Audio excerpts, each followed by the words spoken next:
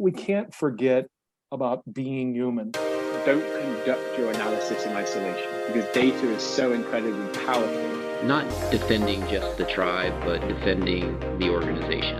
Those creative people that you really want to keep empowered, keep excited, keep motivated, keep thinking. A good experience pays dividends down the line.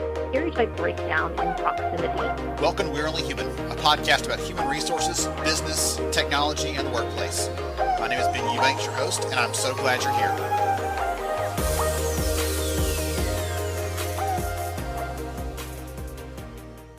Hey everyone, this is Ben Eubanks, host of We're Only Human, and I'm so glad to have you here for a discussion today. This year, this shift has pushed employers and pushed managers and pushed, individual employees to think about productivity in different ways. And for a long time, we just made assumptions that when someone shows up at the office, that they're getting the things done they need to. And suddenly, when people aren't showing up at an office anymore, it changes that conversation. And so today we're going to talk about new tools, new technologies that can help us to understand better about who's getting their work done, how to help them, what support they need, things like that. And I'm really excited to talk to Tom Moran in the discussion today. Tom, welcome to the show, sir. Thanks, Ben. It's a pleasure to be here and speaking with you this afternoon.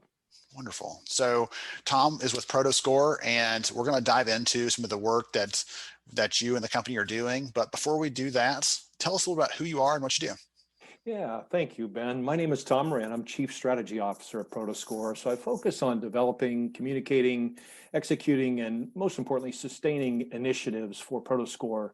And at the center of all those initiatives, at the epicenter, if you will, is people, because that's essential to our strategy. And it's fundamentally what we believe in executing. So that's what I do for Prodoscore, but what Prodoscore as a company is doing.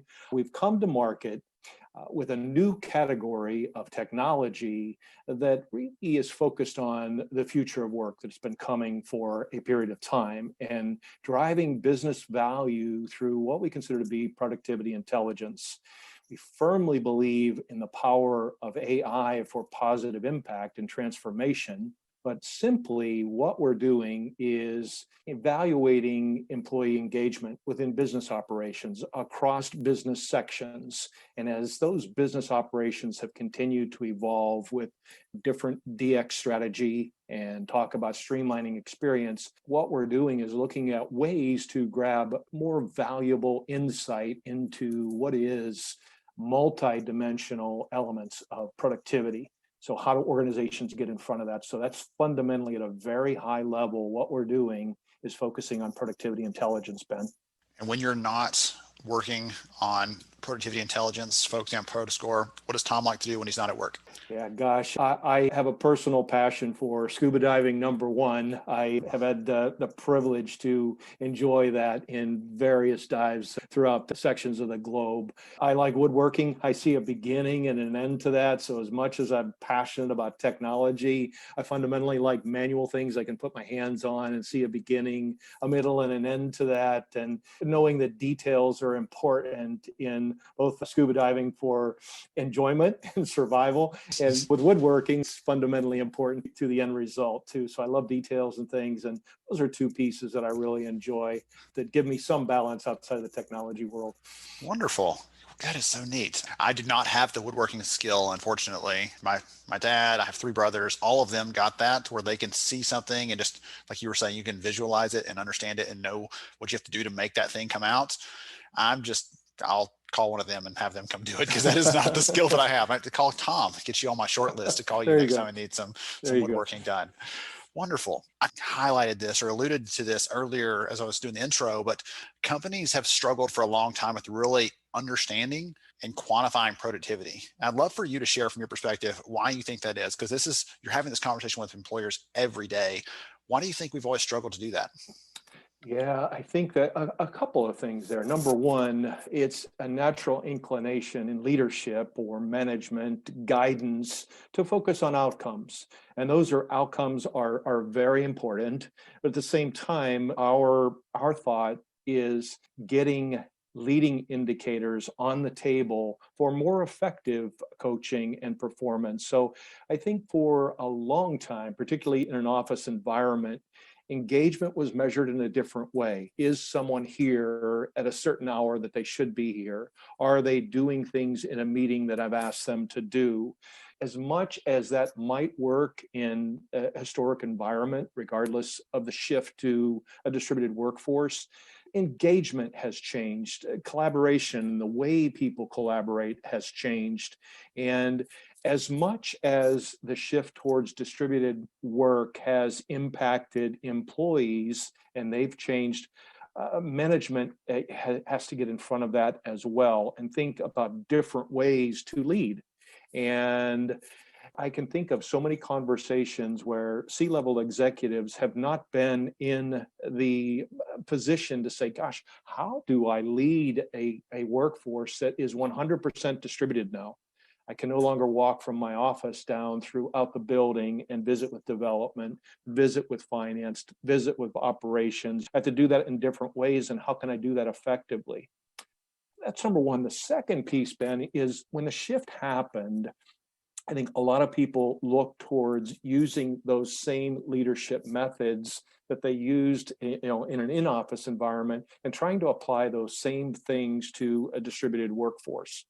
And I think that they met with resistance in some cases and failure to really adapt the way they needed to. And it's really about having information. And is that information being able to visually see someone in their office at their cubicle working? Or is that information, does it manifest as meaningful data, useful data that gives leading indicators about how I'm engaged, the ways that I'm engaging, and how I'm ultimately going to deliver those outcomes? So I think that companies have struggled because they haven't really, you look at two types of executives.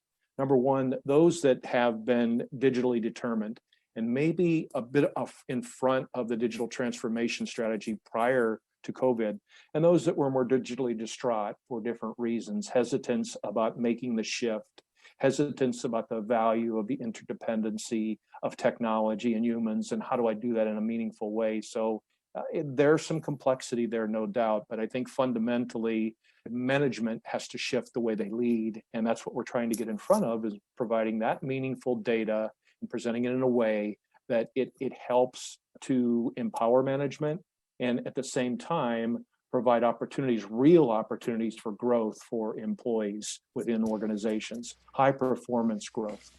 I love that. There's one of the phrases, my go-to phrases this year has been, work's the thing you do, not a place you go. Right? And that's the world that you eat and sleep and breathe. And you understand that deeply. For some people, though, that's a revelation. Yeah. They never stop to think about it from that perspective. But the other piece, one of the things that stuck with me as you're talking about this stuff, is managers in general, they are often promoted into that role because they've been there for a period of time. It's like, we have nowhere else to put you, so we'll move you into a manager slot. And they've often never been taught, here's how you actually evaluate someone's performance. Here's how, if they're getting their work done. Here's what the indicators you're looking for, and how to coach them. And some of those things you mentioned in that first piece earlier, right? How to effectively coach people, how to manage their performance. These people have not been given any sort of support in that area, no training. It's, here's the keys, good luck. Maybe you can bring it back in one piece. And we actually did some research last year, and it showed that the number one way employers identify the skills of their people is through manager observations. And if these managers haven't been taught how to do this, they're doing their best to, none of these managers wake up like, how can I really be terrible today? But at the same time, if they don't have the right tools and things in place, they don't have the right resources, they don't have things like you're providing to help give them those insights, they're often flying blind, right? Yeah, when you talk about observation, is it physically seeing, or is it observation? Is it visibility, the right kind of visibility? Because look, data is not going to replace skill, judgment, and ability. Data can be a supplement to that, a healthy supplement to that. But should there always be a balance of emotion in logic, in leadership, in managing people, and people executing? There's an art and the science to it. The data takes care of the science part. The human element is more the artful side of execution. And then when you talk about leading people, fundamentally, Prodoscore is so passionate about what opportunity this brings for positive transformation in organizations. The objectivity we bring to the table has to be balanced with good empathy for the people. And you're so spot on when you talk about encouraging managers, empowering them in the right way to create that visibility. And that visibility isn't introspective to the point of saying, what's Tom doing every moment of the day? But what are those behaviors that he's doing? What are those quantitative and qualitative things that he's delivering that are going to, ultimately end up with the right outcomes for the company that he's working for?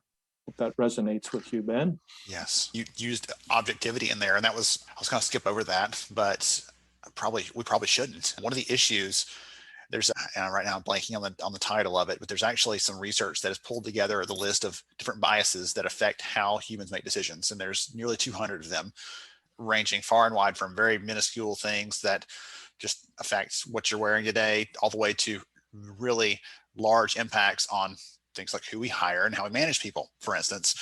And the issue with, like you were saying, if it's just someone looking at someone else, we automatically, like it or not, have some sort of bias in that. And that might flavor how we perceive someone's performance, perceive how they're getting their work done or not.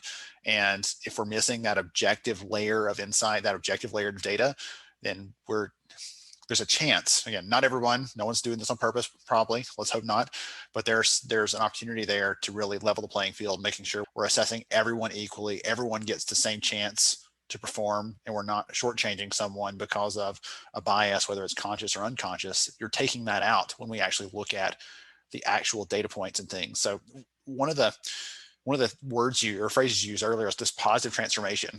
And so I was hoping you could share with us, because I have the benefit, the audience doesn't have the benefit of actually understanding yet what Prodoscore does. I'm hoping you can share a little more specifically, maybe in a customer story, even if it's anonymous, it doesn't matter to me. Talk about a customer that's used this, how it's benefiting them, what sort of insights they're getting, because I'd love for the audience to really get a clear picture of what Prodoscore does. Yeah, absolutely. I will keep the customer anonymous, please, but I do want to just 10 seconds give you all a view on how we're accomplishing what we accomplish with visibility. We're gathering data from cloud-based applications that are being utilized by the knowledge-based workforce on a day-to-day basis. Things like the Office suite, whether it be Google or Microsoft, UCaaS solutions that might be in place for cloud-based voice communications, all those video collaboration tools, if someone is using a CRM application, or many marketing type tools that are out there. We're grabbing data from that, applying AI, machine learning, and natural language processing elements to roll that data up into a meaningful score, and then putting deep qualitative and quantitative data behind that. So what are customers doing with this? Let me give you an example of one technology company that has been engaged with Prodoscore for a period of time, and a couple of things that they initially were looking for and what they ultimately found. Number one, they were looking for ways to measure engagement. And measuring engagement sometimes means, hey, are my employees set do they have a clear understanding of what the objectives are, and how are they going about accomplishing that? So rather than waiting to the end of a period, whether that period be a week, a quarter, a year, whether it be at the end of a project cycle or throughout the project cycle, how do I get meaningful information? And what this organization found through different data points that we provided is deep engagement throughout their organization. Did they have employees at risk of attrition for not performing? Yes. Quite frankly, the bigger challenge that they saw was that people were, let's say, on the verge of burning out. And since we measure productivity and what people are delivering throughout a 24-hour period, really, of the day, we can see when someone engages, when they pause, and when they continue engaging. So we're mapping quantitative, qualitative, and behavioral elements of the workday. And I can remember distinctly the CEO communicating to us about the fact that he was very concerned about his CFO, because he uses the application, and his CFO, all of his senior executive team does as well. And he saw the high levels of overengagement, if you will, with his CFO. And the conversation went more to the fact, are there things that can be delegated? Do we need to add resources? In other words, encouraging that important element of digital health. And along with digital health, there comes times in the day where you need the detox, if you will. You need the digital detox. And I say that with a smile because you hit that 12th, 13th hour. How effective are you? Are you engaged? Yeah, you are. But can it be detrimental? Yes, it can. So not only did we get information to the organization about those that needed to be coached for higher levels of performance, we had opportunities to provide guidance, even at a senior level within the organization, of maybe ways to trim back for more healthy engagement. There are elements of sentiment analysis that we do. So with respect to discussion points, whether it be through e-communications, whether it's through video collaboration or voice communications, what's the tone and tenor of the messaging? And that's a behavioral element, if you will. There's collaboration evaluation with natural language processing. So we're looking at keywords that are communicated, and for the maximum effectiveness, what are some of those outbound messaging points that an organization should be using, whether they're engaging from the standpoint of support or new business development. We're measuring that. Most importantly, I think for this organization, it goes back to the objectivity piece. And that was when we shined the light, if you will, we shined it equally across all levels in that company. And again, it was C-level executives, mid-level managers, on down through the organization and up through the organization. So they were able to evaluate not only individual performance, there was peer-to-peer elements, which curiously led to some healthy competition. And I do want to underline healthy competition. There was manager to manager viewpoints, and what are the things that one manager is doing that's effectively driving performance to higher levels than perhaps another manager?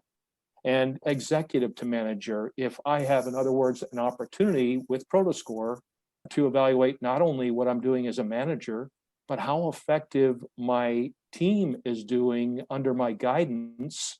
Do I report to someone? Absolutely. And do I have an opportunity to improve if my subordinates, if you will, or those that are reporting to me, working alongside me, their scores aren't where they need to be, or their performance isn't where they need to be? So when you look at the organizational impact, the light creates transparency, and we encourage that transparency, because we operate then in a way that's not intrusive, it's not disruptive to workflow, and most importantly, it's not complicated to understand and to utilize.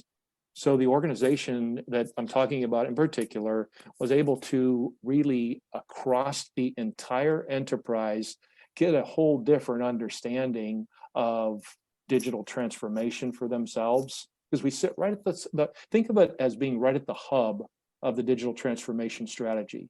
All the cloud tools that distributed workforce is using, again, voice communications, email communications, video collaboration. If I'm using a CRM tool, all of those tools, having all that information vectored in one dashboard so everybody gets a clean look. And the data is not disparate. It's not in different places. It's all in one simple place. And that's what we've accomplished for this company. And it's been amazing to see the impact on their performance. And most importantly, we measure not only renewals of contracts, but also the additional employees that are added on to licensing.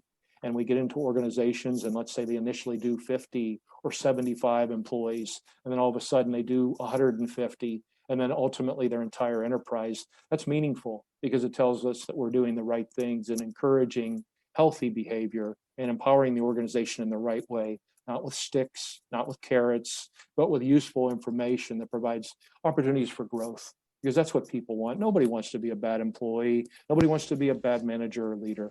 Actually had that. I think I used that phrase earlier today, is no manager wakes up like, how can I be bad at what I'm doing today? And yet some of them just haven't had the right tools, again, the right resources, the right support to be able to really do it effectively. And so they focus on one thing or the other because it's what they know, and it might end up being the wrong thing for that relationship.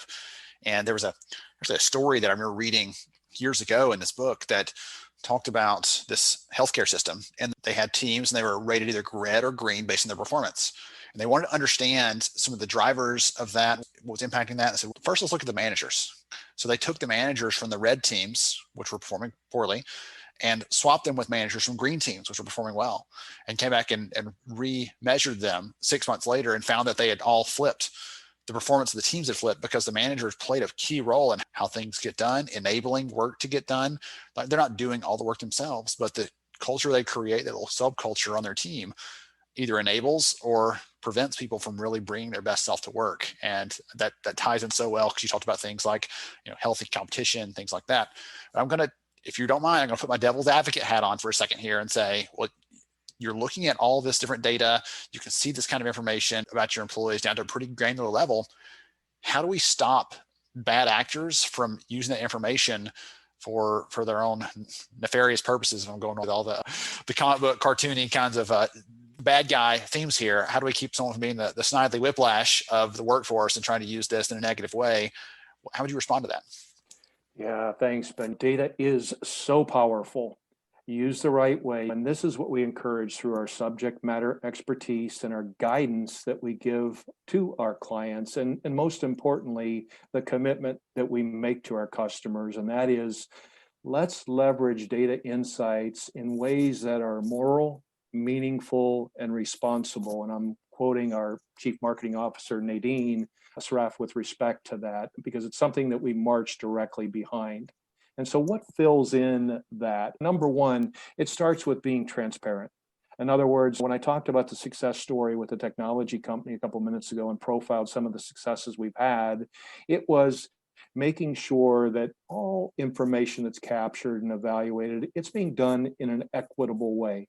And most importantly, in a way that enables the organization, enables managers, enables employees, that really drive people to higher levels of outcomes that everybody wants to deliver. Number two, honoring privacy with respect to the data that we're delving into. And we have the highest respect with regards to data integrity, how the data is stored, who sees the data, the hierarchy that clients want established, and encouraging by doing that the right employee development, healthy peer-to-peer competition, and balanced management that is informed, but yet not pitting one person against another person, team against another team. We can't forget about being human. I love and I live and breathe every day this technology world, and I believe so much in about what we're doing to help organizations. There's a tremendous opportunity with interdependency, really meaningful engagement of technology with humans in the workforce. And everyone loves streamlining the experience for employees. And that's whether someone's part-time, full-time, whether they're a consultant, whether they're a contractor, where they're engaging doesn't matter. It's where you talk about bringing your best self to work, but is that work, is it a place, or is it how I engage and where I engage and when I engage? So we encourage people to remember to be human. And most importantly, nothing is a snapshot in time. We look for trends. We measure over periods of time. We measure across the organization, other people in the same roles, managers, peers within the ranks of a finance team or an ops team or a sales team, and look for comparative measurements that are trended over a period of time. There are always blips, there are always outliers, but objectivity and equitable interpretation is so very important. So it's fundamentally how we work away from someone feeling that, gosh, they're really crawling up in me and they're really getting too introspective. No, quite frankly, we're encouraging people to equally engage in the technology and learn and perform better, because that's what everybody wants to do. And that's the guidance that we give and the commitments that we make to our clients. One of the people that I love to listen, he's always got a good quote or something to drop on you. One of his favorite ones is, life is a film strip, it's not a snapshot. And so it's not about just saying, I'm going to latch onto this one thing, but let's look at the trends over time. And if there is a trend there, it could start a good conversation. It could start a helpful conversation. It could start a conversation where we help the person find what is right for them, if this is right for them. But having this data behind it helps that to be a more objective conversation and not just it wasn't me, it's you, or whatever else people want to throw out there. One of the things you said earlier in the conversation, I actually wrote down, because I think it was insightful and may end up being the teaser for this episode. Who knows? You said this is about evaluating engagement and business opportunities in tangible ways. And so often we look at engagement from an HR, a management perspective in terms of how do people feel? What's the survey response? And the difference is you actually are getting real behaviors. You're able to see if people are actually engaged in doing the things we want them to be doing, or if they're not. And I think that creates a real interesting and clear perspective there. So if someone's listening today, they're like, goodness, this sounds really cool. This sounds interesting. This sounds like I want to know more about. How can someone learn more? Sure. Number one, our website is www.prodoscore.com. That's Prodo, Prodoscore, as in productivity score. And there is a wealth of information there, many case studies, actions that we've taken jointly with our clients to improve their organizations. Feel free to reach out to me directly. My email address is tom@prodoscore.com. And I'd love forward engagement and discussion with anyone interested in talking with us. Wonderful. I'll make sure to get that link in the show notes. And I've enjoyed this. I thought I knew what I was going to expect today, and I still have a ton of notes and things from the conversation because you have some really good one-liners. It's going to be a hard time for me to figure out which ones I want to use and really highlight the episode. But I just want to thank you for your time, Tom. I appreciate you. I appreciate Nadine and the team for the conversations recently and for your time today. This has been really helpful, insightful, and I hope that the audience hears this and begins to think differently about productivity. So I appreciate you joining me. Thank you very much for the opportunity. Honored to be with you, Ben. Thank you very much. Wonderful. To everybody else, thank you for joining us on another episode of We're Only Human. I'm Ben Eubanks, your host, and we'll catch you next time. Thank you so much for joining me on the show today. I'm honored to have you as a listener. If you enjoyed this episode, please take 10 seconds to rate it at iTunes, Stitcher, or wherever you listen to your podcast. Also, if you know a friend that could benefit from today's conversation, please pass it their way. After all, a rising tide lifts all ships. To see show notes, sponsor information, and our full show archives, visit onlyhumanshow.com.